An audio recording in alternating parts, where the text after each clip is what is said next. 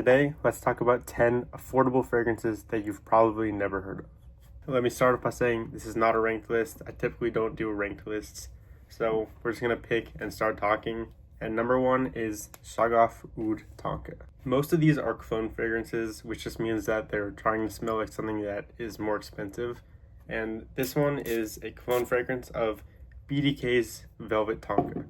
You are immediately hit with this powdery and very nutty almond, and that is pretty much what you're left with for the entirety of this fragrance's lifespan, which is typically about 10 hours on skin. It's strong. This thing projects very well. So a very sweet, nutty gourmand is exactly what this is. I think I have compared this in the past to marzipan. If you have never heard of it, it's like this very sweet and nutty dessert made from almonds. I think it's an Italian dessert, although don't quote me on that because I'm not sure. So if you like that dessert, or if you just like powdery and nutty almond fragrances, then this one is for you. Pretty much all of these smell way more expensive than they are, and one great example of this is by the brand Shagaf. Again, it is Oud Azrak. I have worn this only a couple of times, and it's purely for the reason that it is very, very strong. Let me start off by saying this smells niche. I would have no idea that this was a $50 fragrance or however much it was if no one told me. This fragrance opens up with a very woody oud, a little bit of an animalic oud, although it's not challenging. It's not something like Amouage's King Blue or Amouage's Silver Oud.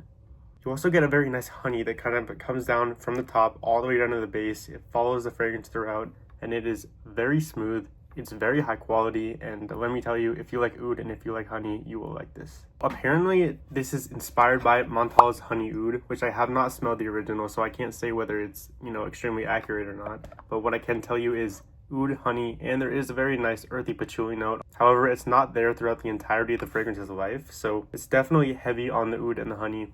Very rich, very long lasting, very good projection, very great for the winter, and very, very good quality fragrance for the price. Shagaf Oud Azrak. This is a very interesting clone because it's cloning one of the most infamous fragrances, I'll call it that, and this is a clone of Nascimato's Black Afghano, and this is called Black Kabul, and I think it's by Fragrance World. I'm going to be extremely honest, I have never given this a full wearing. I've just sprayed it on skin, every once in a while. And part of the reason is because I think Mancera's Hindu Kush is a little bit of a more tolerable fragrance to me in that same category. So spices and incense and cannabis is done a little bit more tolerable to me. What I can say though is Black Kabul, or I guess Black Afghano, is the epitome of mysteriousness in a fragrance. This thing is hard to explain even if you're smelling it right in front of you. My best explanation of how this smells is a dark and slightly earthy cannabis fragrance. This is one fragrance that I would classify as a head turner. If you smell this in public, you're going to turn around, you're going to be confused, you're going to be alert in a way, because this is not something you're going to smell on your average day. I think that Black Kabul is a little bit difficult to pull off. However, during the wintertime, this is a perfect thing to pull off, especially if you want to be a little bit more mysterious or if you want to stand out from the crowd. Fragrance World's Black Kabul. Let's move on to a very different scent profile in Paris Corner's Hibisco Nirvana. Hibisco Nirvana is a dupe of Hibiscus Mahajad by the house of Maison Crivelli, and this thing nails it. I don't say this with clones too often because I'm kind of bored of them. However, if you own Hibisco Nirvana, I actually do not think you need to own the original Hibiscus Mahajad. Let me explain why. Everything from the bottle, the feel, the quality, the cap is heavy, everything very nice atomizer, to the color of the juice, the smell of the juice, and the performance is spot on, and it is extremely high quality for the price.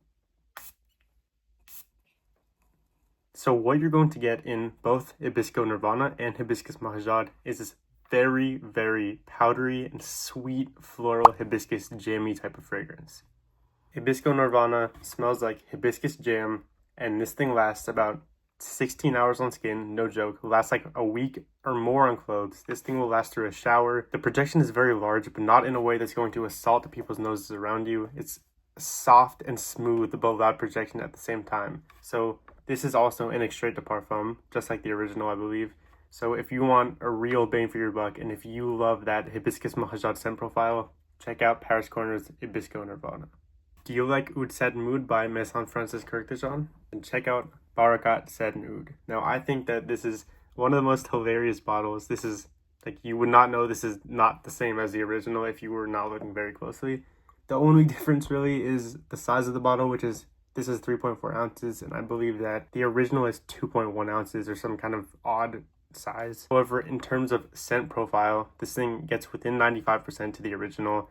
In terms of projection and longevity, this thing also spot on. The only issue is you are sacrificing a little bit of quality, but you know, for paying $200 less or however much, I think this is like $16 on Joma Shop. I can't complain. Also, it has a gorgeous pressurized atomizer, which you cannot complain about that. If you have ever sprayed the original Maison Francis Kirk de Jean's Oud Satin Mood, you know that thing lasts like 24 hours, maybe even longer, especially the X-Straight. I think this is a very good mix between the original and the X-Straight in the way that it's very oud heavy, very rose heavy, but there's a very nice powderiness that brings it all together. One amazing thing about Barakat Satin Oud is the scent trail on this thing is magnificent. If you like the original, or if you like oud and rose, and if you like a slight powderiness, then check out Barakat Satin Oud by Fragrance World. If you love Tom Ford's ombre leather, but you think it's a little bit too dark and masculine, check out Lattafa's Velvet Oud. This is a dupe of ombre leather by Tom Ford. However, there's a little bit more of a youthful sweetness in here that makes it a lot more wearable than the original. My best way to describe Lattafa's Velvet Oud is smooth, masculine, but sweet leather. Decent projection and longevity, although not nearly as good as some of the other ones. But if you like that scent profile, then check out Lattafa's Velvet Oud. In terms of smell alone, I think I would 99% of the time, suggest the original over the dupe. Except for this one, and this is Kion Classic by Al Wataniya. This is a dupe of Dior Homme Intense, but not just any Dior Homme Intense, specifically the 2011 formulation of Dior Homme Intense. So if you've never smelled that, I would suggest smelling this and smelling the current formulation of Dior Homme Intense, and you can just tell how much better this thing is.